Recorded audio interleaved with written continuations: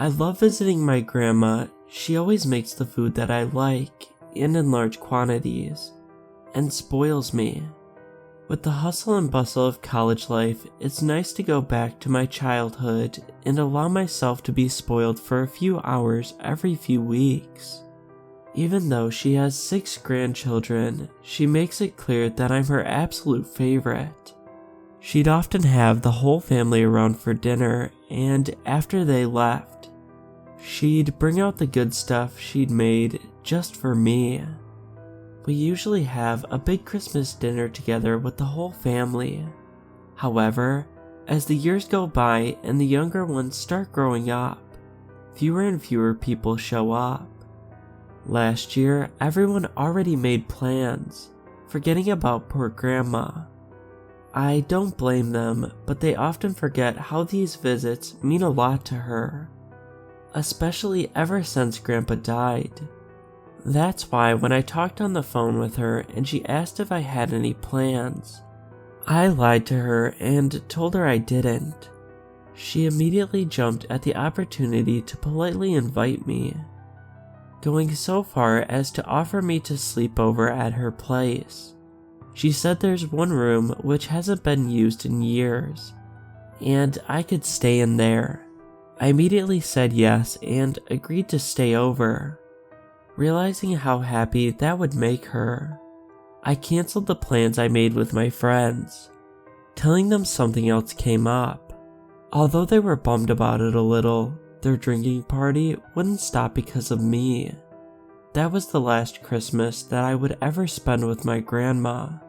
On Christmas Eve, I arrived at my grandma's place, and she greeted me like she always does, with a tight hug and a lot of kisses. I barely even stepped inside when she started offering me food. She had already made what can only be described as an all-you-can-eat buffet. We dug in, and once we were done, she showed me where I could sleep for the night. It was a cozy little bedroom, which apparently used to be my mom's room when she was little. Grandma told me not to leave my room during Christmas night, in order to avoid disrupting Santa in his work. She said that if I really needed to use the bathroom, I could, but to be extremely quiet and not to go downstairs. On the nightstand, she left a list of the things I should do before I go to bed to ensure I get a good present. I decided to play along and abide by the rules. I told her I'd read it before I went to bed, and do everything necessary, and she seemed content with that. She wished me good night and left the room. I was pretty tired from the trip there and the enormous dinner I just ate, so I laid down on the bed and involuntarily fell asleep within minutes. I awoke a few hours later. I glanced at my watch and realized it was 3:01 a.m. I got up to grab a glass of water downstairs from the kitchen and groggily walked through the darkness, trying to avoid any loud noises or turning on the lights not to wake Grandma. I went downstairs and turned on the kitchen light, gulping down a glass of water. I glanced towards the living room at the Christmas tree, and something caught my attention under the glow of the decoration lights. There was a small plate with a tiny paper that said, "For Santa." I reckoned it was cookies and milk, but when I got closer, I realized that the plate was empty. Red liquid was in it, and right next to the plate was a small bucket. Obviously, I found this weird, but figured that Grandma may have just forgotten to put it away or something. I turned off the kitchen lights and returned to my room, just then remembering the list my grandma gave me. I grabbed it off the nightstand and started reading. "Dear James, thank you for visiting me for Christmas. You made your grandma really happy. Now Christmas is a little different in this house than what you're probably used to, so it's very important that you follow these rules on the list. Rule number 1, make sure to close your windows and ensure that they are closed properly. These old windows don't work properly sometimes, so if you feel like cold air is coming in, let me know. 2. Don't put any wood in the fireplace after 9 p.m. Santa will be really angry if it's scalding in the chimney or if there's still smoke. 3. You didn't forget any milk and cookies, did you? I stopped reading and chuckled at the list.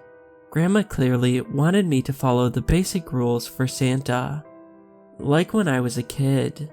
But again, I decided to oblige. I continued reading the list. In this household, we don't use milk and cookies. We use raw meat and blood. I already left a bucket by the Christmas tree, and there's a raw piece of chicken I put on the plate. Santa sure loves his diet. 4. If you are woken up by the sound of scratching or knocking on your window, ignore it. Your room is on the 2nd floor. There is no way to reach up to it. In fact, it's best not to look there. But if you see someone beckoning you, pretend they're not there. They may try to open the window from the outside. This is why it's so important to keep the windows closed. 5. You may hear growling coming from the kitchen. It's okay, because Santa never comes upstairs, and since I already left the chicken for him, that should satisfy him. By this point, I was sure Grandma was just messing with me. That was until I heard the sound of 3 gentle knocks on the window behind me. I froze in place, staring at the list, but practically staring through it. 3 more gentle knocks ensued, but I did my best not to give away that I heard them. Once again, there were 3 more knocks, and then the sound of scratching started. First gently, then louder, as if a rat was trying to bite through the wall. It lasted for about a minute until it completely stopped. Only when it did I gather enough courage to slightly shift my position. That was a mistake though, because when I looked down to the floor, at the light which was cast in from the window, I saw the unmistakable shadow in the form of a humanoid silhouette stretched across. I couldn't tell for sure, but it looked like whoever was there held both his hands on the window and stared directly towards me. I decided that the best thing to do is continue reading the list, to try and distract myself. 6. If someone walks into your room while you're sleeping, and you happen to wake up, pretend that you're still asleep. In the worst case scenario, the person will sit on the edge of your bed and observe you. So do your best not to let them know you're awake. If you feel their breath on your neck, and it gets progressively closer, it means they realize you're awake. 7. You may hear me call you from downstairs. Don't listen to it.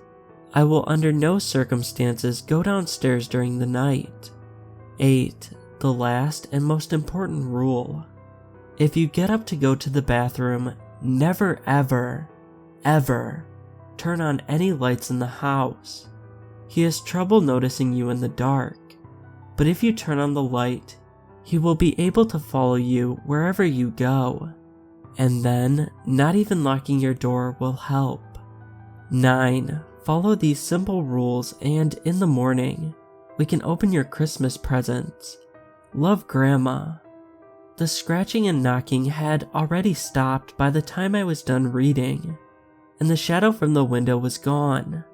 I got into bed and covered myself over my head, shivering not even from the cold. Sometime during the night, I heard my door open, but did my best to ignore the footsteps and low growling noise. I either passed out or fell asleep sometime later, but all I know is I woke up to a sound coming downstairs from the kitchen. I shot up, looking around the room and at the window, rubbing my temples and thinking about the nightmare I had. I left my room and immediately heard my grandma's voice calling me from downstairs to come and open the presents. I told her I'm coming when I suddenly felt a grip on my wrist. I turned around and saw my grandma there, staring at me, wide-eyed. She leaned in and whispered in my ear with a trembling voice, "You turned on the lights, didn't you?"